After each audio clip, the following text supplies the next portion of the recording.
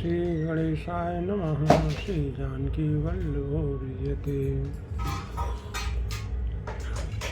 श्री रामचंद्र जी ने देखा कि माता जी जो है स्नेह के मारे अधीर हो गई हैं और इतनी अधिक व्याकुल है कि मुँह से वचन नहीं निकलता है।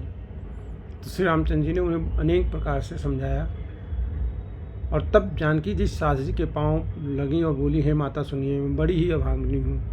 आपकी सेवा करने के समय देव ने मुझे वनवास दे दिया, मेरा मनोरथ सफल न किया। आप क्षोभ का त्याग कर दें, परंतु कृपा न छोड़िएगा। कर्म की गति कठिन है, मुझे भी कुछ दोष नहीं है। सीता जी के वचन सुनकर सास जी व्याकुल हो गई। उनकी दशा को मैं, तुलसीदास जी कह रहे हैं, मैं किस प्रकार बखान कर कहूँ। उन्होंने सीता जी को बार बार हृदय से लगाया और धीरज धार कर शिक्षा दी और आशीर्वाद दिया कि जब तक गंगा और यमुना में जल की धारा रहे तब तक तुम्हारा सुहाग अचल रहे। अचल हो अभिवाद तुम्हारा, जब लग गंग जमुन जलधारा। सीता जी को सास जी ने अनेकों प्रकार के आशीर्वाद और शिक्षाएं दी और वह बड़े ही प्रेम से बार बार चरण कमलों में सिर नवाकर चली। सीता जी, जब लक्ष्मण जी ने यह समाचार सुना तब वो व्याकुल होकर उदास मुँह उठ दौड़े। शरीर कांप रहा लक्ष्मण जी का, रोमांच हो रहा और नेत्र आंसुओं से भरे हैं। प्रेम से अत्यंत अधीर होकर उन्होंने श्री रामचंद्र जी के चरण पकड़ लिए। वह कुछ कह नहीं सकते, खड़े खड़े देख रहे हैं। ऐसे दीन हो रहे हैं कि मानो जल से निकाले जाने पर मछली दीन हो रही हो। हृदय में सोच है कि हे विधाता, क्या होने वाला है? क्या हमारा सब सुख और पुण्य पूरा हो गया? मुझको श्रीनाथ जी क्या कहेंगे? घर पर रखेंगे या साथ ले चलेंगे? श्री रामचंद्र जी ने भाई लक्ष्मण जी को हाथ जोड़े और शरीर तथा घर सभी से नाता तोड़े हुए खड़े देखा। तब नीति में निपुण शील, स्नेह, सरलता और सुख के समुद्र श्री रामचंद्र जी बोले कि हे तात, परिणाम में होने वाले आनंद को हृदय में समझकर तुम प्रेम बस अधीर मत हो। जो लोग माता पिता, गुरु और स्वामी की शिक्षा को स्वाभाविक ही सिर चढ़ाकर उसका पालन करते हैं, उन्होंने ही जन्म लेने का लाभ पाया है, नहीं तो जगत में जन्म व्यर्थ है। माता पिता गुरु स्वामी सिख, सिर धर करें स्वभाव, लहो लाभ तिन जन्म कर, न तरु जन्म जग जाए। हे भाई, हृदय में ऐसा जानकर मेरी सीख सुनो और माता पिता के चरणों की सेवा करो। भरत और शत्रुघ्न घर पर नहीं है, महाराज वृद्ध हैं और उनके मन में मेरा दुख है। इस अवस्था में मैं तुमको लेकर बन जाऊं तो अयोध्या सभी प्रकार से अनाथ हो जाएगी। गुरु पिता, माता पिता, प्रजा, परिवार सभी पर दुख का दूसरा भार आ पड़ेगा। अतः तुम यहीं रहो और सबका संतोष करते रहो, नहीं तो हे तात, बड़ा दोष होगा। कह रहे हैं कि जिस राजा के राज्य में प्रजा दुखी रहती है वो राजा अवश्य ही नरक का अधिकारी होता है। जास राज प्रिय प्रजा दुखारी, सो नृप अवश्य नरक अधिकारी। हे तात, ऐसे नीत विचार कर तुम घर पर रहो। ये सुनते ही लक्ष्मण जी बहुत ही व्याकुल हो गए। इन शीतल वचनों से वे कैसे सूख गए, जैसे पाले के स्पर्श से कमल सूख जाता है। जैसे पाला पड़ने से कमल सूख जाता है, ऐसे ही वो भगवान के शीतल वचन सुनकर लक्ष्मण जी सूख गए।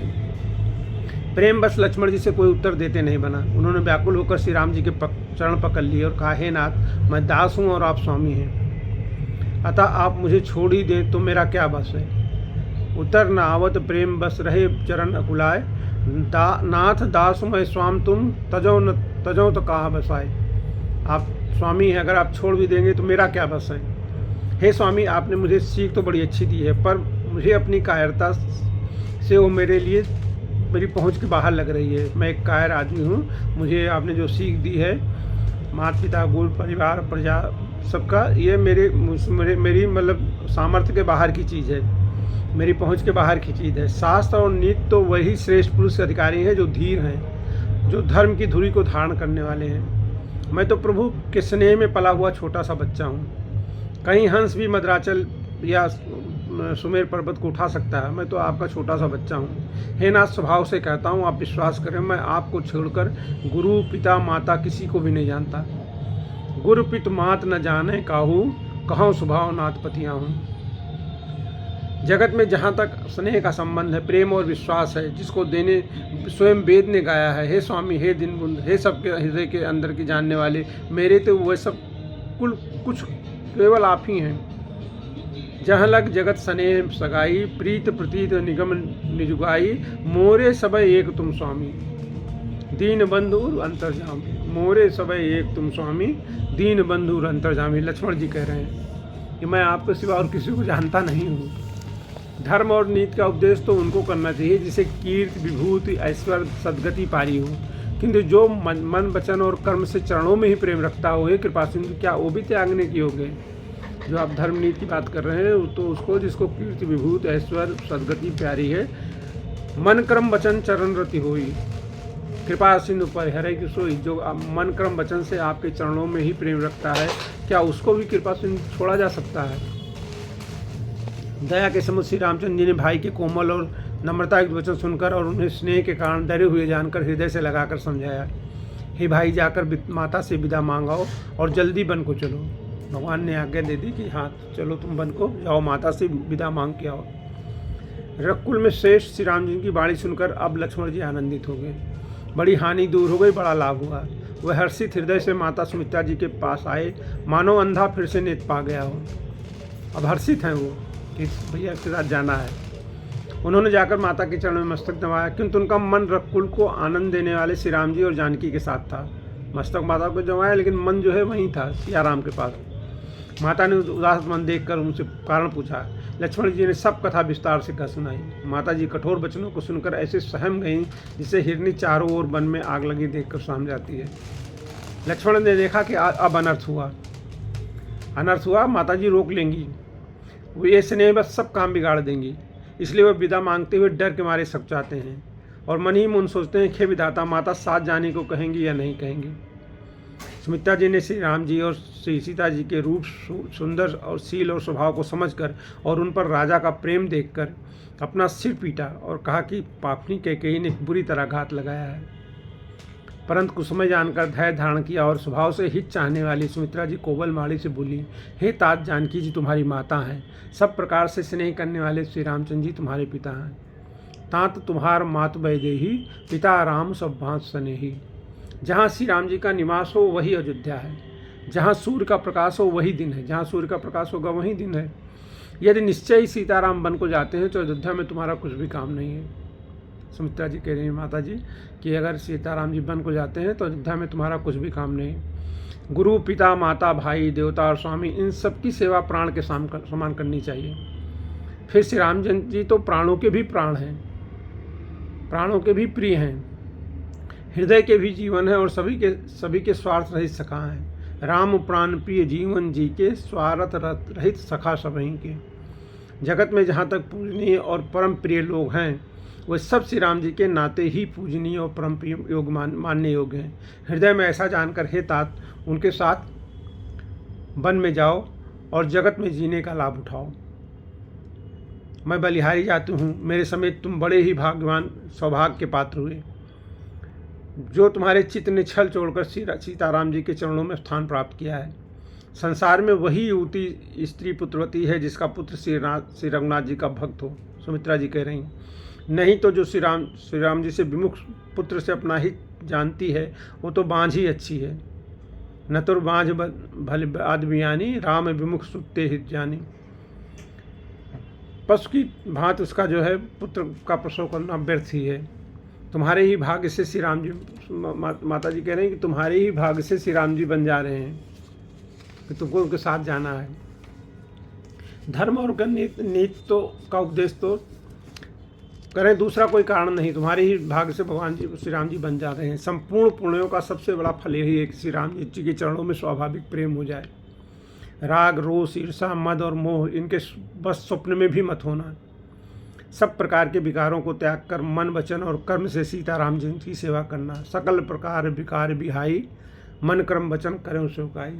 माता जी का और लक्ष्मण जी का संवाद जो है बहुत अच्छा है और इसमें सब अच्छी चौपाइयाँ तुलसीदास जी ने लिखी हैं।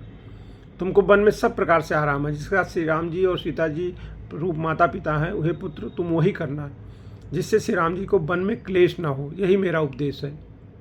करें कि हे तात, मेरा यही उपदेश है जिससे वन में तुम्हारे कारण श्री राम जी और सीता जी सुख पावें और पिता, माता, प्रिय परिवार और नगर के सुखों की याद भूल जाएं। तुलसीदास जी कहते हैं कि सुमित्रा जी ने इस प्रकार हमारे प्रभु को शिक्षा देकर, लक्ष्मण जी को शिक्षा देकर वन जाने की आज्ञा दी और फिर यह आशीर्वाद दिया कि श्री सीता जी और श्री रघुवीर जी के चरणों में तुम्हारा निर्मल एवं प्रगाढ़ प्रेम नित्य नित्य नया हो।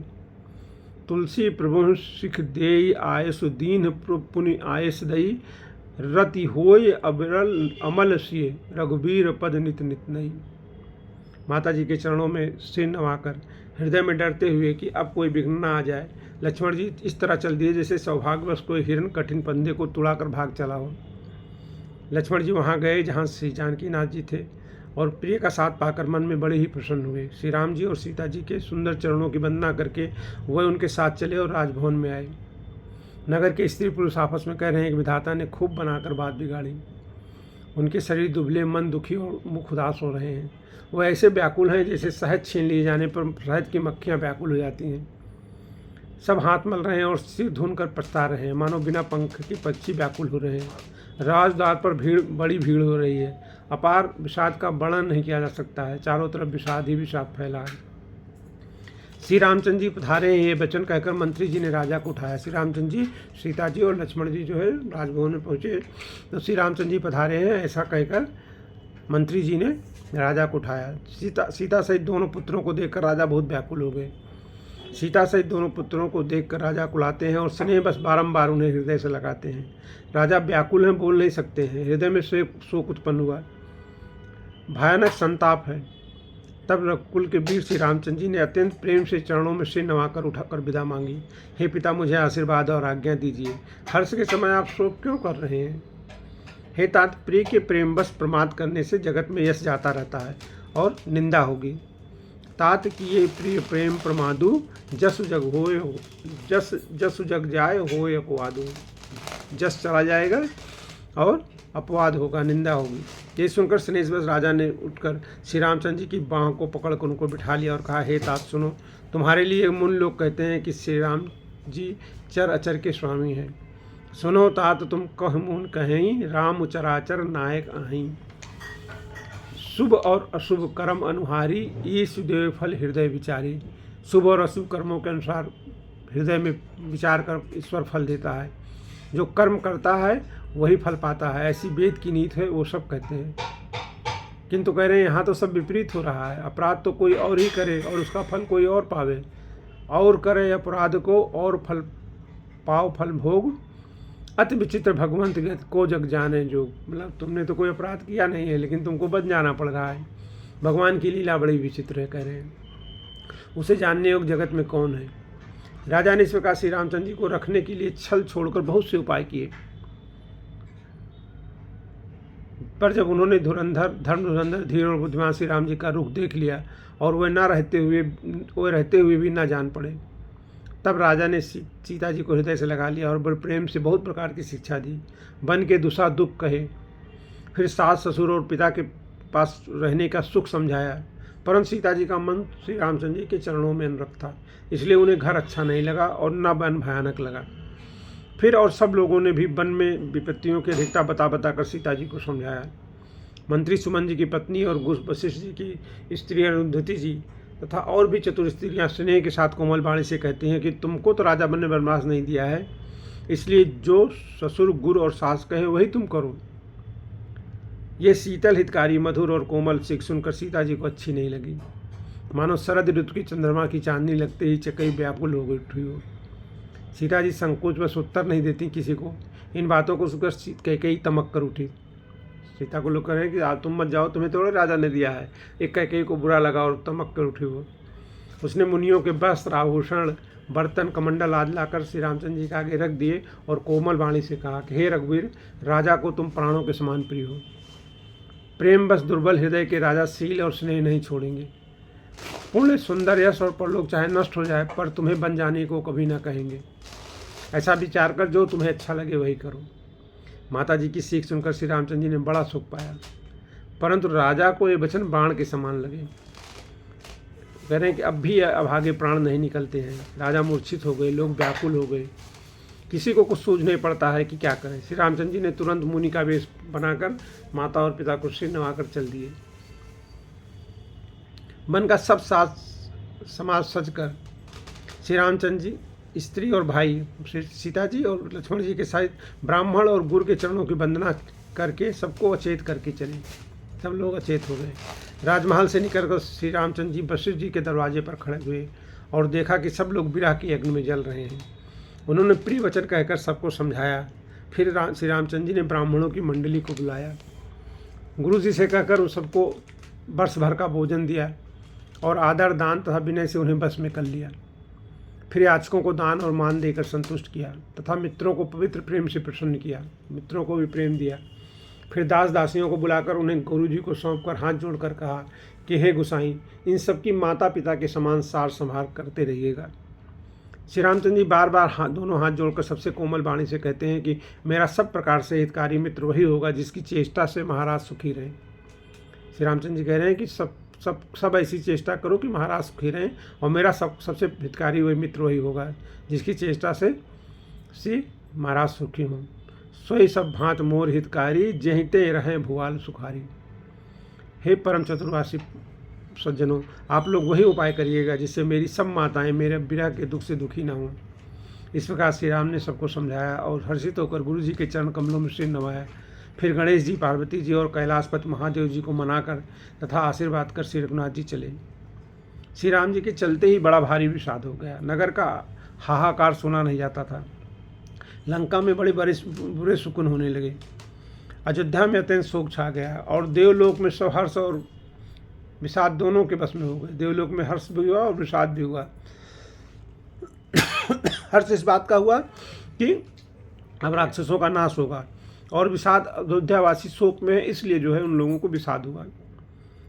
जब राजा की मूर्छा दूर हुई, राजा जागे तो उन्होंने सुमंत जी को बुलाकर, उनके मंत्री थे, बुलाकर कहा कि श्री रामचंद्र जी वन को चले गए पर मेरे प्राण नहीं जा रहे हैं। न जाने किस सुख के लिए शरीर में टिक रहे हैं। इससे अधिक बलवती और कौन सी व्यथा होगी जिस दुख को पाकर प्राण शरीर को छोड़ेंगे। फिर धारा धरकर राजा ने कहा, हे सखा, तुम रथ लेकर श्री राम जी के साथ जाओ। अत्यंत सुकुमार दोनों कुमारों को और सुकुमारी जानकी को रथ में चढ़ाकर वन दिखलाकर 4 दिन के बाद लौटाना। यदि धैर्यवान दोनों भाई ना लौटें, क्योंकि श्री रघुनाथ जी प्रण के सच्चे और दृढ़ता से नियम का पालन करने वाले हैं, तो तुम हाथ जोड़कर विनती करना कि हे प्रभु, जनक कुमारी सीता जी को तो लौटा दीजिए। जब सीता जी वन को देखकर डरें तब मौका पाकर मेरी ये सीख उनसे कहना कि तुम्हारे सास और ससुर ने ऐसा संदेश कहा है कि हे पुत्री, तुम लौट चलो, वन में बहुत क्लेश है। कभी पिता के घर रहना, कभी ससुराल में रहना, जहाँ तुम्हारी इच्छा हो वहाँ रहना। इस प्रकार तुम बहुत से उपाय करना। या सीता जी लौट आई तो मेरे प्राणों को सहारा हो जाएगा, नहीं तो अंत में मेरा मरण हो जाएगा। विधाता के विपरीत होने पर कुछ बस नहीं चलता। हा राम, हा लक्ष्मण, और सीता जी को दुख लाकर दिखाओ। ऐसा कहकर राजा मूर्छित होकर पृथ्वी पर फिर गिर पड़े। राजा की आज्ञा पाकर सुमन जी सर नवाकर और बहुत जल्दी रथ जुड़वाकर वहाँ गए जहाँ नगर के बाहर सीता जी सहित दोनों भाई थे। वहाँ पहुंचकर सुमन जी ने राजा के वचन श्री रामचंद्र जी को सुनाए और विनती करके उन्हें रथ पर चढ़ा लिया। सीता जी दोनों भाई रथ पर चढ़कर हृदय में अयोध्या को सिर नवार कर चले। श्री राम जी को जाते हुए और अयोध्या को अनाथ होते हुए देखकर सब लोग व्याकुल होकर उनके साथ हो लिए। कृपा के समुद्र श्री रामचंद्र जी उन्हें बहुत तरह से समझाते हैं तो वह अयोध्या की ओर लौट जाते हैं, परंतु फिर प्रेम बस लौट आते हैं। समझाते हैं तो अयोध्या की तरफ जाते हैं, लेकिन फिर प्रेम उमड़ता है तो फिर श्री रामचंद्र जी की तरफ आ जाते हैं। अयोध्यापुरी बड़ी भयावनी डरावनी लग रही है, मानो अंधकारमय काल रात्रि ही हो। नगर के नर नारी भयानक जंतुओं के समान एक दूसरे को देखकर डर रहे हैं, पर शमशान, कुटुंबी, भूत प्रेत और पुत्र, हितैषी और मित्र मानो यमराज के दूत हैं। बगीचों में वृक्ष और बेलें कुम्हला रही हैं। नदी और तालाब ऐसे भयानक लगते हैं कि उनकी ओर देखा भी नहीं जाता। करोड़ों घोड़े, हाथी, खेलने के लिए पाले हुए हिरन, नगर के पशु, पपीहे, मोर, कोयल, चकवे, तोते, मैने, हारस, सारस, हंस, चकोर श्री रामचंद्र के वियोग में सब व्याकुल हैं। जहाँ तहाँ खड़े हैं, मानो चित्र बनाए हुए हैं। मगर नगर मानो फलों से परिपूर्ण बड़ा भारी सघन वन था। नगरवासी सब स्त्री पुरुष, बहुत से पशु पक्षी थे। विधाता ने कैकेयी को भीलनी बनाकर, जिसने चारों दिशाओं में दूसरा दावाग्नि लगा दी। श्री रामचंद्र जी के विरह को इस अग्नि को लोग सह न सके और सब लोग व्याकुल होकर भाग चले। सबने मन में विचार कर लिया कि श्री राम जी, लक्ष्मण जी और सीता जी के बिना सुख नहीं है। जहाँ श्री राम जी रहेंगे वहीं सारा समाज रहेगा। श्री राम जी के बिना अयोध्या में हम लोगों का कुछ काम नहीं है। ऐसा विचार दृढ़ करके देवताओं को दुर्लभ सुखों से परिपूर्ण घरों को छोड़कर सब जो है चल दिए श्री राम जी के साथ। जिनको श्री राम जी के चरण कमल प्यारे हैं, उन्हें क्या कभी विषय भोग बस में कर सकते हैं। रामचरण पंकज प्रिय जी नहीं, विषय भोग बस करें कितने नहीं। बच्चों और बूढ़ों को घरों में छोड़कर सब लोग साथ हो लिए। पहले दिन श्री रघुनाथ जी ने तमसा नदी के तीर पर निवास किया। प्रजा को प्रेम बस देखकर श्री रघुनाथ जी के दयाल हृदय में बड़ा दुख हुआ कि सब लोग यहाँ हमारे साथ नदी के तीर पर पड़े हैं। प्रभु श्री रघुनाथ जी करुणामय हैं, पराई पीड़ा को तुरंत पा जाते हैं, तुरंत ले लेते हैं। करुणामय रघुनाथ गोसाई, बेग पाई हैं पीर पर आई। प्रेम कोमल और सुंदर वचन करके श्री राम जी ने लोगों को बहुत समझाया, बहुतेरे धर्म संबंधी उपदेश भी किए, परंतु प्रेम बस लोग लौटते ही नहीं हैं। सील और स्नेह छोड़ा नहीं जाता है। श्री रघुनाथ जी असमंजस के अधीन हो गए, क्या करें। शोक और परिश्रम के मारे लोग सो गए, और कुछ देवताओं की माया से भी उनकी बुद्धि मोहित हो गई। लोग शोक थे और परिश्रम दिन भर किया था तो सो गए, और कुछ देवताओं ने भी अपनी माया चल दी तो उनकी बुद्धि मोहित हो गई। जब दोपहर रात बीत गई तब श्री रामचंद्र जी ने प्रेम पूर्वक मंत्री सुमन से जी कहा, हे तात, रथ को खोज मारकर मतलब अर्थात पहियों की चिन्ह से दिशा का पता ना चले, इस प्रकार रथ को हाँकिए। खोज मारी रथ हाँकूं ताता, आन उपाय बने नहीं बाता। दूसरे को उसी उपाय से बात बनेगी नहीं।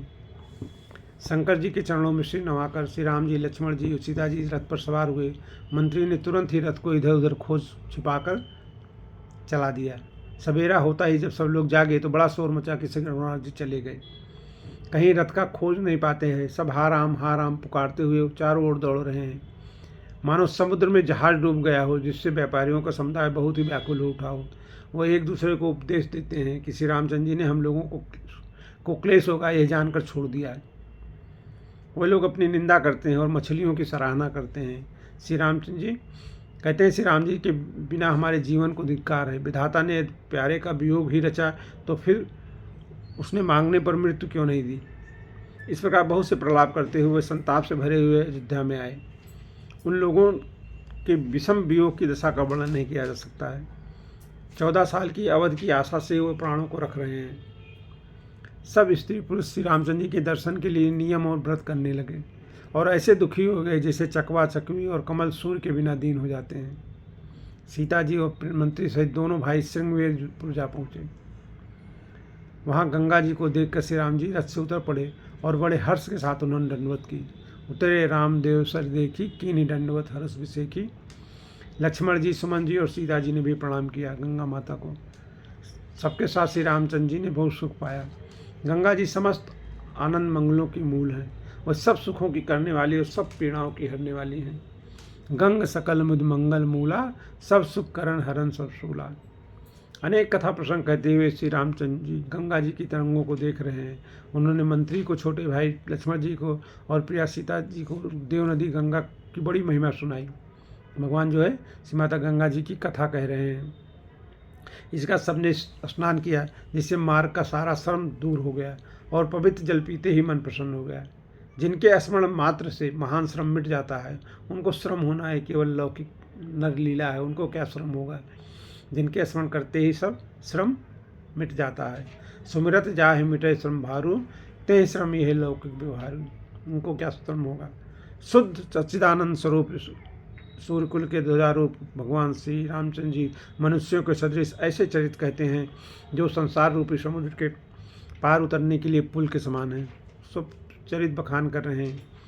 जब साधराज गुह ने यह खबर पाई तब आनंदित होकर उसने प्रियजनों और भाई बंधुओं को बुलाया और भेंट देने के लिए कंदमूल लेकर और सब उसमें भांगियों में भर कर, भांगी भी होती है ना, उसमें भर कर उनसे मिलने चला। उनके हृदय में अपार हर्ष था। दंडवत करके उन्होंने निषाद राज ने सब भेंट जो सामने रखी। वह अत्यंत प्रेम से प्रभु को देखने लगा। श्री रघुनाथ जी ने स्वाभाविक स्नेह के वश होकर उन्हें अपने पास बैठाकर कुशल पूछी। निषाद राज जी ने उत्तर दिया कि हे नाथ, आपके चरण कमल के दर्शन से ही कुशल है। नाथ कुशल पद पंकज देखे, भयो भाग भाजन जन लेखे। आज मैं भी जो है आपके चरणाबिंदों के दर्शन करके आज मैं भी भाग्यवान पुरुषों की गिनती में आ गया। हे देव, पृथ्वी, धन और घर सब आपका है। मैं तो परिवार सहित आपका नीच सेवक हूँ। देव धर निधन धाम तुम्हारा, मैं जननी सहित परिवारा। अब कृपा करके सिंहवालपुर में पधारिए और इस दास की प्रतिष्ठा बढ़ाइए, हमारे गांव में आइए, जिससे सब लोग मेरे भाग्य की बड़ाई करें। श्री राम जी ने कहा, हे सुजान सखा, तुमने जो कुछ कहा सब सत्य है, परंतु पिताजी की आज्ञा कुछ और ही है। मुझे 14 वर्ष तक मुनियों का व्रत और वेश धारण करके और मुनियों के आहार करते हुए वन में ही बसना है, गांव के भीतर निवास करना उचित नहीं है। यह सुनकर गो को बड़ा दुख हुआ। फिर आगे कथा अपने कल करेंगे।